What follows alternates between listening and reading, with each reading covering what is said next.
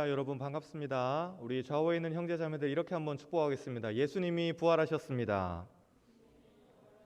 한번 더 할까요? 당신도 부활할 것입니다.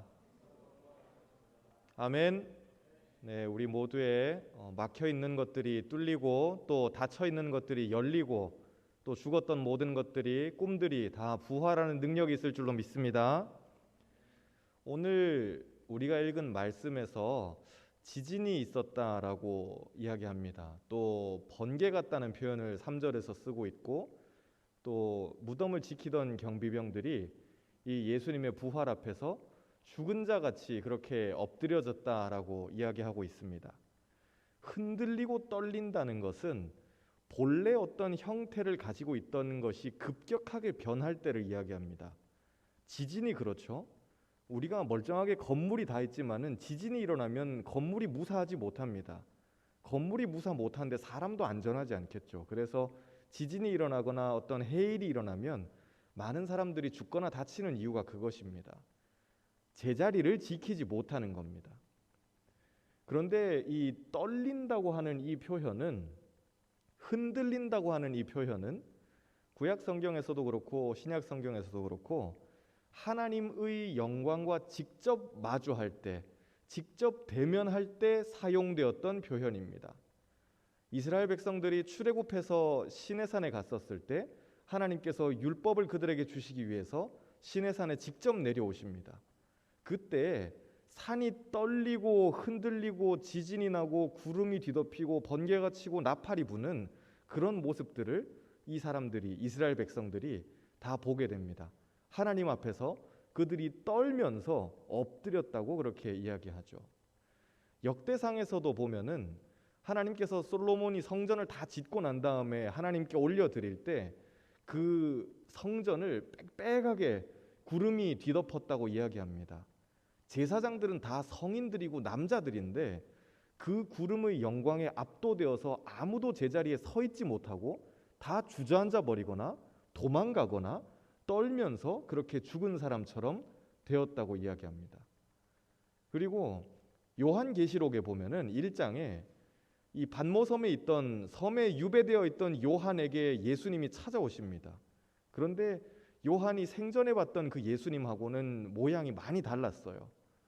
그분의 어떤 눈빛은 불꽃 같고 머리는 흰 양털 같고 옷은 희고 발은 타오르는 불 같고, 마치 이렇게 우리가 봤었을 때 무슨 상상할 수 없는 사람 자체가 통째로 불덩어리 같은 그런 신비한 모습으로 예수님이 나타나셨는데, 그 주님을 요한이 직접 봤었을 때 요한이 어떻게 되냐면은 그의 앞에서 떨며 나는 죽은 자 같이 되었습니다 라고 그렇게 이야기합니다. 부활이 우리의 삶에 찾아옵니다. 그런데 어떻게 오냐면은 우리의 본래 형태를 흔들면서 찾아오세요. 가만히 두지 않고 흔듭니다. 부숴버리고 그물가게 만들고 무너지게 만들고 혹은 주저앉게 만듭니다. 그런데 그것이 망하게 하는 그런 목적으로 끝나는 것이 아니라, 무너지고 끝나는 것이 아니라, 예수님을 만나면, 부활의 능력을 만나면 이전에 나는 부서져 버리고 예전에 내 마음대로 살았던 나는 없어져 버리고 혹은 내 뜻대로 살려고 했던 나에게 막 크랙이 가고 부셔지려고 하고 금이 가는 이런 것에서 이제는 부활의 주님을 만나서 하나님의 모양대로 부활체로 그렇게 가는 것입니다. 우리의 삶을 바꾸시면서 영광과 위엄으로 그렇게 주님께서 오십니다. 우리 다시 한번 옆에 분 이렇게 축복할까요? 부활의 주님이 당신을 바꾸십니다. 아멘. 부활의 주님을 우리가 믿는다 그러면은 우리의 삶은 바뀔 수밖에 없어요.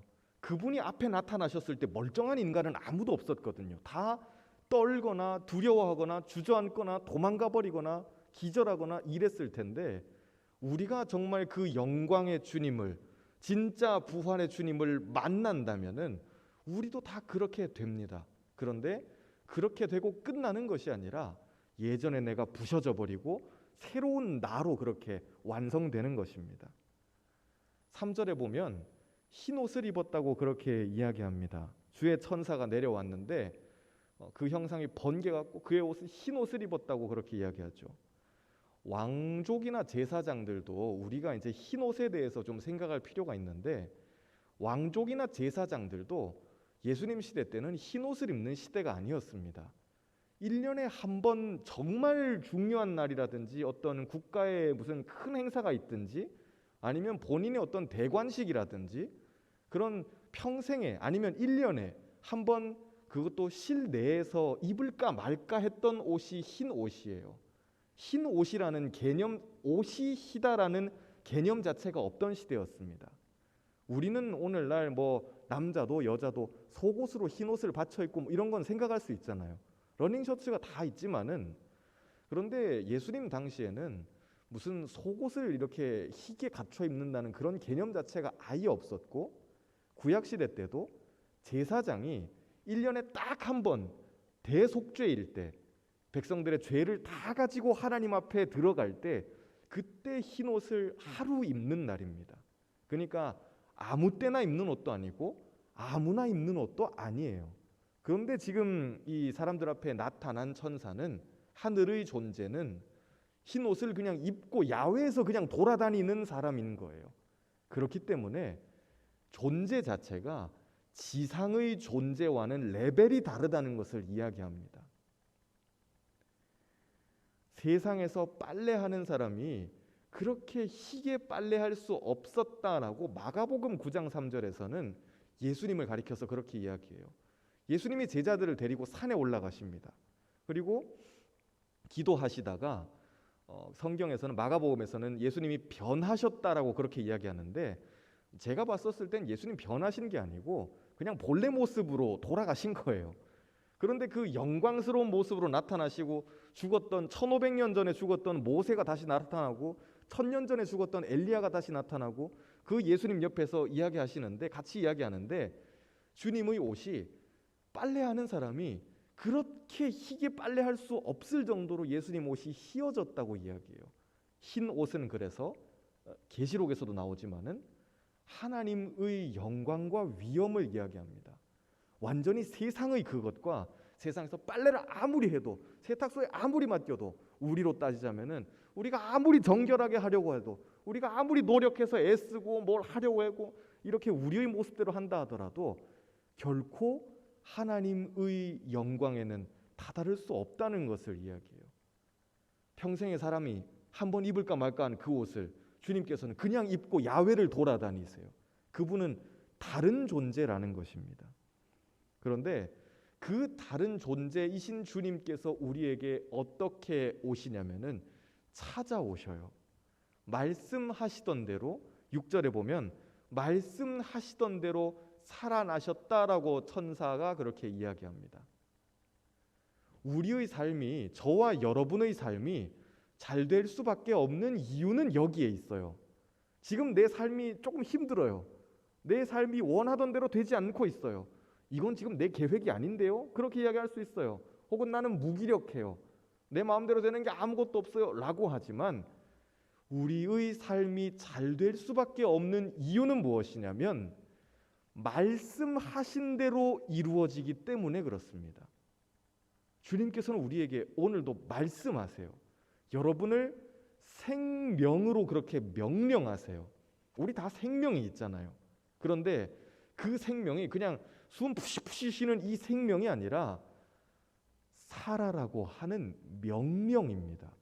너희는 살아나라. 주님 그렇게 명령하셔요. 말씀하신 대로 되는 하나님이기 때문에, 그래서 우리가 잘 될 수밖에 없습니다. 말씀하시는 대로, 하나님 말씀하신 대로 되기 때문에, 그래서 우리는 살아날 수밖에 없어요. 여러분이 죽어가요. 힘들어요. 어려워요. 답답해요. 막힌 것 같아요. 그런데 누가 말씀하셔요? 주님께서 말씀하시기 때문에, 말씀하신 대로 살아나셨느니라 라고 천사가 이야기하는 그 진리를 볼 때, 아, 주님은 정말 말씀하신 대로 그대로 다 되는구나. 그런데 말씀하신 대로 그대로 되는 그 주님께서 우리를 향해서 너희는 가라 말씀하셔요. 너희는 제자를 삼으라 말씀하셔요. 너희는 할 수 있어. 너희는 갈 수 있어. 그렇게 말씀하셔요. 그래서 되는 거예요. 우리가 무슨 능력이 있나요? 우리는 갈 힘이 없어요. 우리에게는 갈 수 있는 어떤 머리가 없어요. 지식도 없고 무슨 알고 있는 사람도 없고 인맥도 없고 나한테는 아무것도 없는데 주님이 가라 하셨기 때문에 그럼 말씀하신 대로 되는 거군요 하고 받아들이고 가면 되는 것이고 받아들이고 하면 되는 것입니다. 주님께서는 그들을 찾아오세요. 9절에 보면은 예수님께서 여자들을 만나셨다고 이야기해요.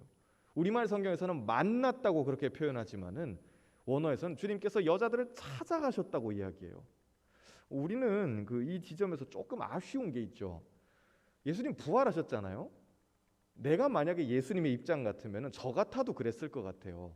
나 괴롭히고 채찍질하고 못 받고 침 뱉고 막 이렇게 사흘 전에 그랬던 놈들 찾아가가지고 봐라, 니들이 죽여도 나는 다시 살아날 수 있어 이렇게 딱 보여주면은 되게 통쾌했을 텐데 주님은 그렇게 하지 않으세요. 여자들에게 나타나시고 생전에 그분을 따랐던 여인들에게 나타나시고 제자들에게 나타나시고 그렇게 나타나시고 그리고 40일 만에 승천해버리셨어요. 그러니까 예수님 안 믿는 사람들은 혹은 예수님 반대하는 사람들은 봐라, 예수가 어디 부활했냐, 부활한 예수가 어디 있냐라고 그렇게 계속 따지는 것이죠. 제사장이나 장로들은 역설적으로 누구보다도 메시아를 기다리던 사람들이었어요. 오히려 일반 백성들보다 더했죠. 더하면 더했지 덜하진 않은 사람들이었는데 정작 메시아가 나타나니까 메시아를 몰라봐요. 정작 메시아가 나타나니까 그 메시아를 몰라보고 죽이고 심지어 부활했다고 하는데도 그것까지 묻어버리려 그러는 거예요. 그러니까 여러분 한번 만화적으로 한번 상상해 보세요. 예수님이 빠바밤 부활하셔가지고 예루살렘 한복판에 다시 나타나셨어요. 그럼 제사장이나 장로들이 어떻게 했을까요? 헐, 예수가 부활했네 이렇게 보고 있었을까요? 야, 데려가서 죽여, 다시 죽여. 아마 그랬을 거예요. 그들은 믿지 않으니까요. 부활은 믿는 자들에게 부활이에요. 예수는 믿는 자들에게 예수입니다. 구원은 믿는 사람에게 구원의 능력인 거예요. 우리가 구원을 받아들일 때 그 구원이 내 구원이 되려면은 믿는 자여야지 그게 의미가 있어요. 모태신앙이 우리 중에 많이 있죠. 어릴 때부터 예수님의 이름을 들어왔지만은 그 예수의 이름이 진짜 내 삶에 어떤 의미가 있고 능력이 되려면은 믿어야지 의미가 있어요. 내 삶이 죽어가요. 그거는 예수 안 믿는 사람도 다 똑같죠. 나도 죽어가고 너도 죽어가고 다 죽어가는 거예요. 그런데 그렇게 죽어가는 와중에 부활의 능력으로 우리에게 오시는 주님과 딱 마주치는 순간이 있을 때, 내가 그 주님을 믿을 때, 그때 여인들에게 찾아오신 것처럼 주님은 부활의 주님으로 찾아오세요. 우리는 1년에 한 번 부활주의를 지킵니다. 그렇죠? 교회의 달력이라 해서 교회력이라는 개념이 있습니다. 새해 시작할 때 우리 뭐 하죠? 송구영신 예배 드려요. 그리고 이제 봄 한참 중간고사 칠 때쯤 우리 대학생들 힘을 내세요. 중간고사 칠 때쯤 꼭 꽃이 이렇게 막 피고 놀러가기 딱 좋은데 뭐가 걸릴까요? 사순절 걸리고 교회에서 목사님이 여러분 재밌는 거 하지 마세요. 미디어 금식하세요. 이 꽃이 이렇게 피고 소풍 가기 너무 좋은데 사순절에 소풍 갔던 친구들 다 회개하세요. 가면 안 돼요. 사순절엔. 예수님한테 좀 미안한 감이라도 있어야죠, 여러분. 예수님 우리를 위해서 다 찢어져서 죽으시고 있는데 여러분 소풍을 가요? 그럴 수 없잖아요. 그런데 1년에 한 번 사순절 지키고 또 부활주일 우리 같이 요번에는 이제 코로나 때문에 계란은 못 나눠 먹었지만은 대신 떡이에요. 집에 가지고 가세요. 1년에 한 번 계란 쪄 먹고 예수님 부활 기념하고 또 추수감사주일 되면은 또 뭐 하나 하고 그리고 겨울 찬바람 불고 그러면은 성탄절 하고 한 번씩 이렇게 돌아와요. 그런데 그때마다 우리가 왜 이런 달력들을 지켜야 되죠? 1년에 한 번만이라도 예수님을 생각하자는 거예요. 여러분 1년을 그렇게 사시면서 주님의 부활에 대해서 얼마나 생각하세요? 죽어가는 나에게 부활의 능력으로 다가오시는 주님을 여러분 얼마나 생각하고 사셔요? 저도 사실 마찬가지예요. 내 멋대로 내 마음대로 막 이렇게 쾌락에 막 저글링을 이렇게 돌리면서 정신없이 막 놀고 있는 내가 주님의 고난을 과연 1년 중에 며칠이나 생각할까요? 혹은 죄악 가운데 있고 어둠 가운데 있는 이 처박혀 있는 나에게, 이 마구간 같은 나에게, 냄새나는 나에게 주님께서 찾아오셨어요. 성탄절의 그 기쁨을 1년에 며칠이나 생각하세요? 그래서 달력을 지키자는 거예요. 달력이라도 지키자는 거예요. 1년에 한 번만이라도 주님의 오심을 기억합시다. 1년에 한 번만이라도 주님의 죽으심을 기억합시다. 1년에 한 번만이라도 그렇지. 주님이 부활하셨지. 그래, 나도 부활할 줄로 믿습니다. 그러니까 특세도 하는 거예요. 여러분 새벽기도 하셔요? 1년에 한 번도 새벽기도 안 나오시잖아요. 그러니까 그 기간만이라도 나와서 새벽기도를 하자는 거예요. 물론 제일 베스트는 평소에 기도 많이 하는 거예요. 평소에 말씀 많이 보는 거고, 평소에 하나님에 대해서 많이 묵상하고, 평소에 예수 그리스도의 죽으심에 대해서, 부활에 대해서 많이 생각하는 거지만 우리가 어디 그렇게 하나요? 저와 여러분은 그렇지 못해요. 그러니까 달력이라도 만들어 놓고 1년에 한 번만이라도 주님에 대해서 좀 미안한 감이라도 가지자는 게 사순절이에요.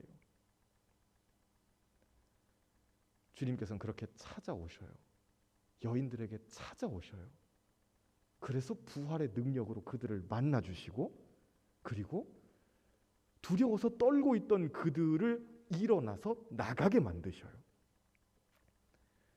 그런데 제사장과 백성의 장로들은 부활의 주님이 심지어 오셨는데도 불구하고 그걸 묻어버리려 그러죠.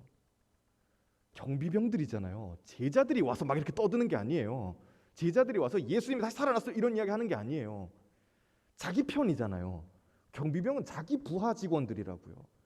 그런데 이 사람들이 다 혼비백산해가지고 와서 이렇게 이야기하면은 이 장로들이, 대제사장들이 느꼈을 때, 야 뭐야 진짜 부활한 거야?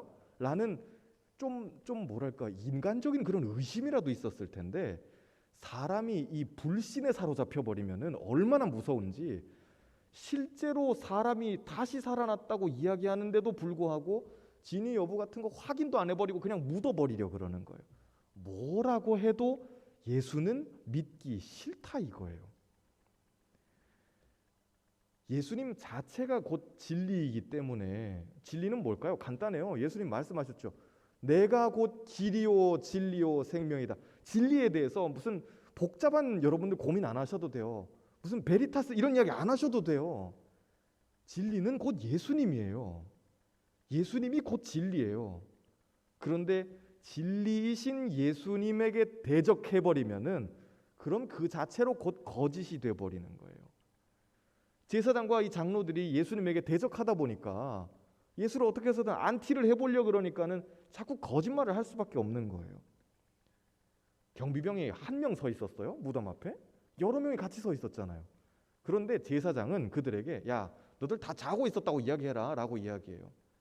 그럼 그걸로도 벌써 직무유기인데, 내 직무유기했습니다라는 거를 사람들 앞에 다 떠들고 다니라는 이야기예요. 이거 벌써 말 안 되는 거 1번. 그리고 경비병들이 야 너희들 잠들었는데 제자들이 와가지고는 예수의 시체를 가져갔다고 이야기해라. 제사장이 그렇게 이야기해요. 아니 잠들어 있는데, 여러분 잠들어 있으면 엄마가 여러분 방에 들어왔다 나가는 거 아세요? 누가 업어가도 모르는 사람들도 많을걸요. 수련회 때 자는 거 보니까 그런 사람들 많이 있어요. 누가 업어가도 모르는. 아니 잠들었는데 제자들이 온 건 어떻게 알고, 그들이 예수의 시체를 가져간 건 어떻게 알겠어요? 그거 말 안 되는 거 2번째. 세 번째는 제자들의 태도가 사흘 만에 너무 돌변한 거예요. 예수님 죽을 때 제자들 다 어디 있었어요? 다 도망갔다고요. 문을 2중 3중으로 걸어 잠그고는 야 우리도 이거 붙잡혀서 죽는 거 아니야? 그러고 베드로는 거짓말하고, 수제자라는 게 예수님 부인하고 도망치고, 이런 오합지졸들이었던 제자들이 사흘 만에 무슨 돌변해가지고는 그래도 우리가 선생님의 시체를 꼭 챙겨야겠다. 이거는 좀 구약 성경에서도 나오는 이야기지만은 누군가의 죽은 시체를 빼가지고 온다는 건 정말 용맹한 사람들이 아니면 불가능한 거예요. 구약 성경 이야기가 딱 한 번 나와요. 사울 왕이 블레셋과 싸우다가 죽었어요. 왕의 시신을 챙기지 못할 정도로 굉장히 혼란스러운 전투였어요. 이스라엘의 용맹했던 병사들이 어떻게 우리 왕의 시신을 저놈들한테 갖다 놓을 수 있냐. 블레셋 사람들이 사울에게 모욕을 주려고 왕의 시신을 발가벗겨가지고는 성벽에다 거꾸로 매달아 버리거든요. 굉장히 잔혹했어요. 그러니까 이스라엘의 용사들 중에 몇몇이가 나서가지고 자기들끼리 특공대를 조직해가지고는 밤에 그 성벽에 들어가서 블레셋 사람들 몇몇 때려 눕히고 왕의 시신을 가지고 적진을 빠져나와요. 목숨을 걸고 하는 거죠, 그건. 근데 제자들한테 지금 그런 배짱이 있어요? 숨어가지고 와들와들 떨고 있는 판에 12명이나 되는 남자지만 다 헛개비들이에요. 다 쓸모없는 자매들. 이런 남자들하고는 결혼하지 않기를 바래요. 예수님에 대해 가지고 완전히 이 오합지졸인 이 사람들이 사흘 만에 태도가 돌변해가지고 선생님의 시체를 빼온다. 이것도 말이 안 되는 이야기예요. 주님이 진리이시기 때문에 그 진리에 대적하면 자동으로 거짓이 돼버려요. 거짓말을 안 하려 해도 거짓이 돼버려요. 어떤 사람들은 예수님의 부활에 대해 가지고 그것은 사상적인 부활이야. 예수의 사상은 영원히 살아있잖아. 그건 정신적인 부활이야. 예수의 정신은 오늘날에도 살아있잖아. 예수의 부활은 어떤 종교적인 부활이야. 그런 이야기들을 해요. 그런데 오늘 말씀의 9절에서 마태는 분명하게 이야기해요. 여자들이 예수님의 어디를 붙잡았다 그랬어요? 발을 붙잡았다고 이야기해요. 예수님이 유령이면 발을 붙잡을 수가 없어요. 그런데 그분은 몸으로 부활하신 거예요. 참으로 부활하신 거예요. 그래서 오늘날에도 예수님을 대적해서 부활은 없다라고 이야기하고, 야, 사람이 어떻게 부활하냐? 죽었다 부활하냐? 이런 이야기를 하는 사람들에게 우리는 이야기할 수 있어야 돼요. 예수님은 정말 몸으로 부활하셨어. 나는 그 부활을 믿어. 나도 내 몸의 부활을 믿어라고 우리는 이야기할 수 있어야 돼요. 왜 그럴까요? 부활은 믿는 자들에게 부활이기 때문에 그래요. 죄송하지만 안 믿는 사람들에게 부활은 부활이 아니에요. 아, 그냥 예수가 부활을 했다는구나 라고 하는 남의 이야기일 뿐이지 결코 나의 부활이 될 수 없어요. 그런데 여러분, 다 하나님 나라에 들어가려면은 부활해야 돼요. 부활에 몸을 입고 들어가는 거예요. 그냥 무슨 유령인 채로 이렇게 들어가는 게 아니에요. 부활입니다. 실체가 있다는 거예요. 주님의 발을 여인들이 붙잡았다는 것은 주님의 부활의 실체가 있었던 거예요. 그게 그럼 오늘날 우리에게는 무슨 의미가 있나요? 부활은 우리의 삶에 진짜로 찾아오는 거예요. 아, 예수님 부활하셨구나. 참 좋은 일이야. 그러고 박수 치고 끝나는 게 아니라 주님이 부활하셨기 때문에 내 문제도 해결될 것입니다. 주님이 부활하셨기 때문에 내 죽음과 같은 기도의 제목도 풀릴 것입니다. 주님이 부활하셨기 때문에 어두움 가운데 있는 내 삶에도 부활의 능력이 임할 것입니다. 바로바로 연결할 수 있는 거예요. 실체가 있으니까요. 그냥 그럴 것이야 라고 하는 어떤 정신적인 다짐이 아니에요. 실체예요. 대학생 여러분들의 진로를 한번 생각해 보세요. 점점 더 문이 좁아져요. 회사 가는 것도 점점 더 어려워지고, 좋은 학교 가는 것도 점점 더 어려워지고, 점점 더 어려워질 거예요. 여러분들 여기 뭐 언니 오빠들 많이 있지만은 제가 봤을 땐 여러분들 제일 암울해요. 제일 힘들 거예요. 점점 더 어려워질 거예요. 지금 눈은 웃죠. 그렇지만 점점 더 어려워질 거예요. 그런데 어두워 보이는 내 미래를 어떻게 뚫고 나갈 수 있을까? 주님이 부활하셨기 때문에, 그 실체가 있기 때문에 나도 할 수 있습니다. 주님이 살아나셨기 때문에 나도 살아날 수 있습니다. 주님이 나에게 살아나라고 명령하셨기 때문에 나도 살아날 수 있습니다라고 그렇게 고백하면서 살아가기 때문에 우리 그리스도인들의 삶이 진짜 능력이 있는 겁니다. 예수님은 제자들에게 갈릴리로 가서 보겠다고 말씀하셔요. 10절에 보면은 갈릴리로 가라라고 그렇게 말씀하셔요. 왜 갈릴리일까요? 거기서 주님과 제자들이 처음 만났거든요. 저를 따라서 한번 해보겠습니다. 사명은 첫사랑이다. 다시 한번 사명은 첫사랑이다. 그래서 사람이 언제나 처음 품었던 마음대로만 하면은 그럼 그거 정말 잘하는 거예요. 직장에 간 사람이 입사했었을 때 그 마인드를 그대로 가지고 있으면 이 사람 정말 최고의 직원이에요. 입사할 때 능력치가 아니에요. 입사할 때 능력치를 그대로 가지고 가면 이건 정말 나쁜 직원이에요. 무능한 직원이고. 그런데 입사할 때 마음을 그대로 가지고 계속 가는 직원이라면 이 사람은 진짜 베스트예요. 남녀 사이가 있을 때도 오래 연애해가지고 결혼을 하고 뭐 아이가 생기고 그랬는데도 최고의 남편은 누굴까요? 처음 연애할 때의 그 태도를 유지하는 사람이에요. 최고의 아내는 누구일까요? 처음 연애할 때의 남편에게 대해서 가졌던 그 긴장감을 유지하는 사람이에요. 형제 여러분들은 그런 자매를 만나시길 바라고, 자매 여러분들은 그런 형제를 만나시길 바라요. 예수님이 제자들을 부르시죠. 처음 만났던 그 자리에서. 여러분, 예수님을 처음 만났던 그 자리가 있을 거예요. 그 시점이 있을 거예요. 없다면 있기를 바랍니다. 올해 안에 예수님 꼭 만나기를 바라요. 그런데 예수님을 만났을 때의 그 마음으로 내가 주님을 위해서 이것도 해볼게요, 저것도 해볼게요, 와 주님 이것도 좋고 너무 좋아요 라고 하는 그 처음 만나는 그 자리에서 주님은 부활의 주님은 우리를 또 기다리고 계세요. 여러분을 기다리고 계셔요. 목사님 저는 뭘 해야 되죠? 뭐 하나님 나라를 위해서 제가 해야 된다는 게 뭔지 잘 모르겠지만 뭐 임원을 해야 되나요? 하하 뭐 이러고 있는데, 그런 마음이 드는 분들 환영이에요. 우리 임원단들이 다 이렇게 두 팔을 벌려 환영하고 있을 거예요. 여러분 다 꽃 장식해야 돼요. 임원 되면은.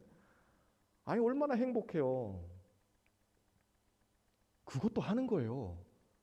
별것 아닌 것처럼 보이세요? 그것도 하는 거예요. 저는 어제 그 임원들끼리 이제 회의를 해가지고 부활절 목사님 데코를 한번 이거 좋아 데코하자라고 해서 꽃장식을 하겠다 그래가지고 저는 뭘 하나 그랬더니만은 진짜 이렇게 꽃으로 길을 내놓을 줄 몰랐어요. 깜짝 놀랐어요. 이거 꽃 여러분 저기 임원들이 언제 가서 산 건지 아세요? 어제 새벽에 갔어요. 남대문 꽃시장에 어제 새벽에 가가지고는 자기들끼리 모자 푹 뒤집어 쓰고 마스크 쓰고 누가 보면 이렇게 은행 털러 가는 것처럼 해가지고는 가서 같이 자기들끼리 히히거리면서 뭐 이렇게 동영상 찍고 그걸 또 카톡방에 올리고, 저 보면서 되게 행복했어요. 하나님 일은 여러분 별거 아니에요. 하나님 일은 정말로 존귀한 일이지만은 엄청나게 많은 능력을 요구하는 일이 아니에요. 왜? 주님께서 우리에게 능력을 주시거든요. 우리의 힘으로 하는 게 아니에요. 꽃 이거 하는 게 뭐가 어려워요? 핸드벨? 오늘 너무 잘했어요. 다음 주에 이제 2부 예배 때 올릴 거예요. 저도 장모님들 앞에서 에헴 할 수 있겠어요. 아주 좋아요. 정말 잘했어요. 좀 할 수 있으면 순회 공연도 하고. 코로나 시대 때 핸드벨이라니, 도대체 누가 이런 아이디어를, 다 비말 튄다고 찬양팀 찬양 사역팀 다 문 닫는 판에 우리는 하고 있잖아요. 핸드벨인데 무슨 비말이 튀어요. 저는 너무 행복해요. 이건 주님의 일이 아닌가요? 주님의 일이에요. 많은 능력이나 많은 지식이나 많은 힘을 요구하는 게 아니에요. 주님께서 제자들을 갈릴리에서 만나셔서 너희는 가라 라고 말씀하셔요.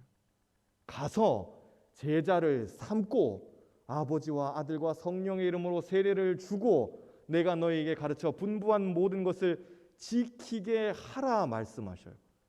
근데 이까지 들으면은 주님 부활하셔가지고 지금 삘 충만하신 건 알겠는데 좀 부담스러워요. 이 지금 다 무슨 소리예요 갑자기? 인데 우리가 도대체 가면 어디를 가고 가르치면 누굴 가르치고, 저는 예수님 목사도 아닌데 세례를 줄 수 있나요? 있는 거고. 그런데 마지막 절, 내가 세상 끝날까지 너희와 함께 있으리라 주님 말씀하셔요. 그럼 모든 것을 앞에 이야기하는 것과 연결해서 충분히 해설할 수 있어요. 우리는 갈 수 있어요. 어디든지 여러분 갈 수 있어요. 예수님께서 세상의 끝날까지 여러분과 함께 하실 거기 때문에 그래요. 세상 그러니까 거창하게 생각하지 마셔요. 무슨 유니버스가 아니에요. 여러분의 월드예요. 월드. 여러분 출근하는 그 직장, 그리고 여러분의 그 테이블, 여러분이 누군가를 가르친다면 그 가르치는 학생들, 아니면 일한다면 그 공장, 아니면 사무실, 강의실, 여러분들의 학교, 학원, 그것이 곧 여러분들의 월드예요. 7시, 8시 돼서 아우 피곤해, 오늘도 힘든 하루였어. 집에 와가지고는 식탁에 앉아가지고 엄마 밥 줘, 라면이나 먹어. 혼자 라면 먹고 있는 그 식탁이 여러분의 월드예요. 주님께서는 여러분의 세상이 끝날 때까지 여러분과 함께 하실 거예요. 같이 계신다는 거예요. 절대 여러분 혼자 두지 않으세요. 그렇기 때문에 갈 수 있어요. 가르치는 거, 우리에게는 가르칠 수 있는 은사가 없어요. 지식도 없어요. 머리도 나빠요. 그런데 누가 같이 계셔요? 주님이, 부활의 주님이 우리와 같이 계시기 때문에, 그래서 우리는 누군가를 가르칠 수 있는 거예요. 그리고 세례를 줄 수 있어요. 이건 사람을 변화시킨다는 소리예요. 어떻게 그게 가능하죠? 부활의 주님께서 세상 끝날까지 우리와 같이 계시기 때문에 그래요. 너희는 가라. 다시 한번 가라. 그렇게 말씀하셔요. 부활은 다시예요. 다시 부자를 써가지고 부활이에요. 좀 표현이 어렵죠? 근데 영어에서도 똑같잖아요. 리저럭션이에요. 다시 무언가를 해보는 거예요. 우리는 과거에 죽었는데 복음은 우리를 다시, 우리는 과거에 주저앉아 있었는데 복음은 우리를 다시, 우리는 과거에 힘들어서 눈물 흘리고 있는데 부활의 주님께서는 우리를 일으켜 세우셔서, 여인들을 다시 일으켜 세우셔서 다시 가라 말씀하게 하셔요. 그래서 복음은 다시예요. 부활은 다시 한번 시작하게 하시는 하나님의 능력이에요. 이번 부활 주간 동안 여러분들 기쁘게 사시기를 바라요. 그것이 어떤 나의 즐거움이나 쾌락이나 뭐 친구랑 같이 약속 잡고 이런 류의 기쁨이 아니라 부활의 주님과 함께 다시 일어나는 저와 여러분들 되기를 주님의 이름으로 축복합니다. 우리 같이 기도하겠습니다. 부활과 능력의 주님 찬양합니다. 우리 사랑하는 청년들 한 사람 한 사람에게 찾아오셔서 다시 일어나게 하시는 그 주님의 능력을 맛보게 하여 주옵소서. 너희는 가라 말씀하십니다. 그리고 세상의 끝날까지 내가 너희와 함께 있겠다고 주님 말씀하십니다. 그 주님과 함께 우리는 모든 것을 할 수 있을 줄로 믿습니다. 우리는 능력 없으나 주님께서는 생명이시고, 우리는 죽음 가운데로 달려가고 있지만 주님께서는 우리를 살려주십니다. 영원하신 그 주님의 능력으로 우리가 일하면서 또 살면서 미래를 준비하면서 청년으로 이 땅을 살아갈 때, 21세기의 대한민국을 살아갈 때 2000년 전 그 주님의 능력이 오늘 나의 능력도 되게 하여 주옵소서. 예수님의 이름으로 기도하옵나이다. 아멘.